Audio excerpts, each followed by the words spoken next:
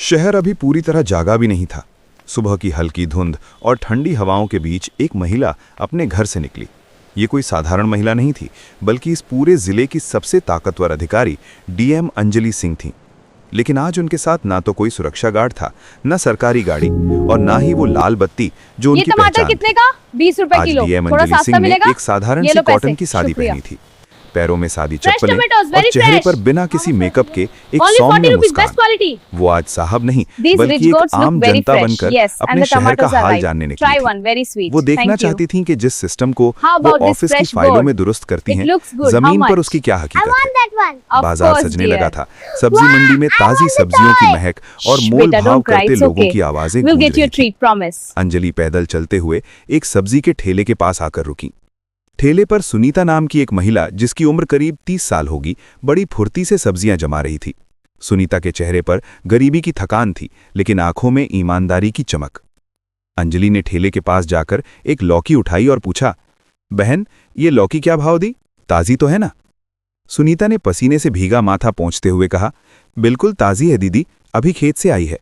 30 रुपए किलो लगा दूंगी आपके लिए। अंजलि कुछ और पूछने ही वाली थी कि तभी एक छोटा बच्चा, जिसकी उम्र 6-7 साल थी, दौड़ता हुआ आया और सुनीता की साड़ी से लिपट गया। वो जोर जोर से रो रहा था। माँ, माँ, मुझे स्कूल छोड़ाओ ना, आज फिर देर हो रही है। मास्टर जी क्लास में नहीं घुसने देंगे, सब बच्चे चिढ़ाते हैं। माँ प्लीज चलो। सुनीता की आंखों में बेबसी तैर गई। उसने बेटे को गले लगाया और प्यार से समझाया, मेरे लाल, बस थोड़ी देर रुक जा, अभी सुबह का टाइम है, ग्राहक आ रहे हैं। अगर मैं अभी चली गई तो धंधा कैसे होगा? आज की कमाई नहीं हुई तो शाम को चूल्हा कैसे जलेगा? बस 10 मिनट रुक जा बेटा। बच्चा मानने को तैयार नहीं था। नहीं माँ, 10 मिनट में तो गेट बंद हो जाएगा, मुझे पढ़ना है माँ। ये दृश्य देखकर डीएम अंजलि सिंह का दिल पसीज गया। एक तरफ पेट भरने की मजबूरी और दूसरी तरफ शिक्षा की तड़प।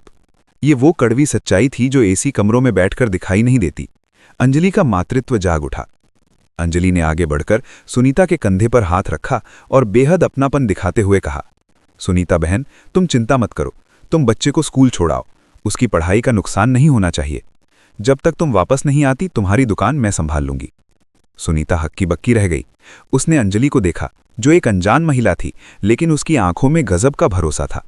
सुनीता हिचकिचाई, नहीं नहीं दीदी, आप क्यों तकलीफ करेंगी, आप तो ग्राहक हैं। अंजलि ने मुस्कुराते हुए उसकी बात काट दी। अरे कैसी तकलीफ, मुझे भी घर पर यह सब करना पड़ता है। तुम जाओ, एक माँ होने के नाते मैं तुम्हारी मजबूरी समझती हूँ। जाओ, बच्चे का भविष्य जरूरी है। सुनीता की आंखों में कृतज्ञता के आंसू आ गए। उसने हाथ जोड़कर कहा, भगवान आपका भला करे दीदी, मैं बस अभी दौड़कर गई और आई। सुनीता अपने बेटे को लेकर भीड़ में ओझल हो गई। अब जिले की कलेक्टर डीएम अंजलि सिंह एक सब्जी वाली बनकर ठेले के पीछे खड़ी थीं। वो आने जाने वाले ग्राहकों को सब्जियां तौल रही थीं और बीच बीच में आसपास के माहौल को अपनी पैनी नजरों से देख रही थीं। दोस्तों, क्या आपने कभी सोचा है कि एक डीएम सड़क पर सब्जी बेच सकती है? अगर अंजलि सिंह की इस दरियादिली ने आपका दिल छू लिया हो तो कमेंट में जय हिंद जरूर लिखें। अभी बमुश्किल 20 मिनट बीते होंगे कि बाजार की शांति भंग हो गई। एक भारी भरकम बुलेट मोटरसाइकिल की फटफट की आवाज ने सबका ध्यान खींचा। जैसे ही वो बाइक बाजार में घुसी, आसपास के रेहड़ी वाले सहम कर पीछे हट गए। बाइक पर बैठा था इंस्पेक्टर विक्रम राठौर। वर्दी का रौब, आंखों पर काला चश्मा और चेहरे पर सत्ता का घमंड। उसके पीछे पीछे एक हवलदार भी बैठा था। विक्रम राठौर इस इलाके का वो नाम था जिससे शरीफ लोग डरते थे और अपराधी नहीं। इंस्पेक्टर विक्रम ने बाइक ठीक सुनीता के ठेले के पास रोकी, लेकिन आज वहां सुनीता नहीं थी। अंजलि को खड़ा देख उसने अपनी मूंछों पर ताव दिया। अरे, आज वो रोतलू औरत कहाँ गई? और तू कौन है ली? नई चढ़िया लगती है यहां। अंजलि ने अपने हाव भाव एकदम सामान्य रखे। उन्होंने सिर थोड़ा झुकाकर डरने का नाटक किया। जी साहब, वो अपने बच्चे को स्कूल छोड़ने गई है, मैं उसकी बहन हूं, थोड़ी देर के लिए दुकान देख रही हूं। विक्रम राठौर हंस पड़ा। बहन है? वैसे तू उससे ज्यादा सलीके वाली लगती है। खैर छोड़िए सब, जल्दी से 1 किलो बढ़िया टमाटर, 1 किलो भिंडी और वो ताजी वाली अदरक बांध दे। और सुन, थैले में धनिया मिर्च ज्यादा डालना, पिछली बार कम दिया था। अंजलि चुपचाप खड़ी रही। वो देखना चाहती थीं कि ये पुलिस वाला आगे क्या करता है। उन्होंने धीरे धीरे सब्जियां तौली और थैले में भर दी। तभी सुनीता दौड़ती हुई वापस आ गई। सामने इंस्पेक्टर विक्रम राठौर को खड़ा देख उसके चेहरे से जैसे खून ही उड़ गया। वो बुरी तरह कांपने लगी। अंजलि को पीछे करते हुए वो हाथ जोड़कर आगे आई। नमस्ते साहब, नमस्ते, माफ करना साहब, थोड़ी देर हो गई। सुनीता की आवाज लड़खड़ा रही थी। नमस्ते की बच्ची, दुकान छोड़कर गायब रहती है। चल, ये सामान तो तेरी बहन ने पैक कर दिया है, अब मैं चलता हूँ। इंस्पेक्टर ने थैला उठाया, बाइक पर टांगा और किक मारने लगा। उसने जेब में हाथ तक नहीं डाला। अंजलि ये सब देख रही थी। जब इंस्पेक्टर बिना पैसे दिए जाने लगा तो अंजलि से रहा नहीं गया। उन्होंने सुनीता से धीरे से पूछा, सुनीता, इसने पैसे तो दिए नहीं, क्या ये बाद में देता है या उधार खाता है? सुनीता की आंखों से टप टप आंसू गिरने लगे। उसने डरते हुए कहा, दीदी, तुम नहीं जानती, ये इंस्पेक्टर विक्रम राठौर है। ये पैसे नहीं देता, ये तो हम गरीबों का खून पीता है। रोज आता है, मुफ्त में सब्जियां ले जाता है। अगर कभी गलती से पैसे मांग लूं तो गालियां देता है। कहता है तेरा ठेला उठवा दूंगा, तुझे जेल में सड़ा दूंगा। थोड़ा सस्ता मिलेगा? दीदी, मेरा पति नहीं है, अगर ठेला बंद हो गया तो हम सड़क पर आ जाएंगे, इसलिए चुपचाप सब सह लेती हूँ। सुनीता की बातें सुनकर डीएम अंजलि सिंह के अंदर का ज्वालामुखी धधक उठा। वो स्तब्ध थी। जिस वर्दी को उन्होंने सुरक्षा का प्रतीक समझा था, वो आज डकैती का जरिया बनी हुई थी। एक विधवा औरत की मेहनत की कमाई को ये हट्टा कट्टा इंस्पेक्टर मुफ्त में खा रहा था। अंजलि ने एक गहरी सांस ली। उनकी आंखों में अब दया की जगह एक कठोर संकल्प था। उन्होंने सुनीता का हाथ अपने हाथ में लिया। रो मत सुनीता। अंजलि की आवाज में अब एक अधिकारी का वजन था। मैं वादा करती हूं, कल से ये इंस्पेक्टर तुझसे मुफ्त में एक धनिया पत्ती भी नहीं ले पाएगा, बल्कि जो इसने आज तक खाया है उसका भी हिसाब देगा। सुनीता ने डरते हुए कहा, दीदी, तुम क्या कर लोगी? वो पुलिस वाला है, उसके पास बंदूक है, पावर है, तुम इन पचड़ों में मत पड़ो।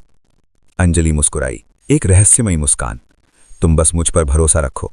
कल तुम अपनी दुकान लगाना, लेकिन जब वो आए तो सामने मैं रहूंगी, तुम बस देखना। इतना कहकर अंजलि वहां से चली गई, लेकिन जाते जाते उन्होंने तय कर लिया था कि इस गंदगी को साफ करना अब उनकी जिम्मेदारी है। मित्रों, क्या एक अकेली औरत इतने बड़े और बिगड़े हुए सिस्टम से लड़ पाएगी? कहानी में आगे जो हुआ वो आपके रोंगटे खड़े कर देगा। अगली सुबह बाजार फिर से गुलजार था। डीएम अंजलि सिंह आज पूरी तैयारी के साथ आई थीं। उन्होंने आज एक देहाती महिला का भेष धारण किया था। एक पुरानी सी साड़ी, सिर पर पल्लू, आंखों में सुरमा और चेहरे पर कोई मेकअप नहीं। वो पूरी तरह बदल चुकी थी। कोई पहचान ही नहीं सकता था कि ये वही महिला है जिसके एक आदेश पर पूरा जिला हिल जाता है। अंजलि समय से पहले ही सुनीता के ठेले पर पहुंच गई। उन्होंने सुनीता को समझा बुझाकर पास की एक दुकान के पीछे छिपा दिया और खुद ठेले की कमान संभाल ली। सूरज चढ़ने लगा था और फिर वही हुआ जिसका इंतजार था। इंस्पेक्टर विक्रम राठौर की मोटरसाइकिल की आवाज सुनाई दी। आज वो अकेला नहीं था, उसके साथ 2 सिपाही भी थे। वो हंसते खिलखिलाते ठेले के पास पहुंचे। विक्रम की नजर जैसे ही अंजलि पर पड़ी, उसकी आंखों में एक शैतानी चमक आ गई। अरे वाह! विक्रम ने अपनी बाइक रोकी। लगता है आज भी उस रोतलू औरत ने दुकान तुझे ही सौंप दी है। वैसे तू है बड़ी कड़क, कल भी यही थी।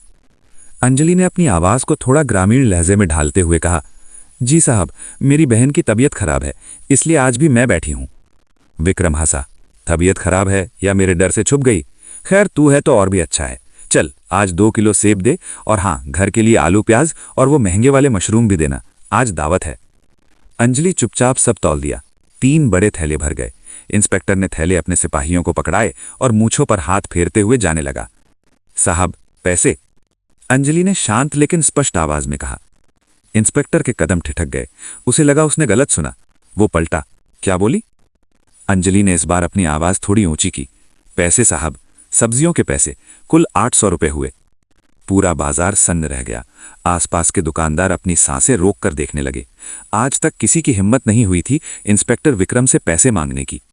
विक्रम का चेहरा गुस्से से लाल हो गया। वो अंजलि के करीब आया और गुर्राया, तू जानती नहीं मैं कौन हूं? मुझसे पैसे मांग रही है? इस बाजार का हर दाना मेरे रहमो करम पर बिकता है। अपनी बहन से पूछ लेना, मैं फ्री में ही ले जाता हूं। अंजलि ने उसकी आंखों में आंखें डालकर कहा, मेरी बहन डरती होगी, मैं नहीं डरती।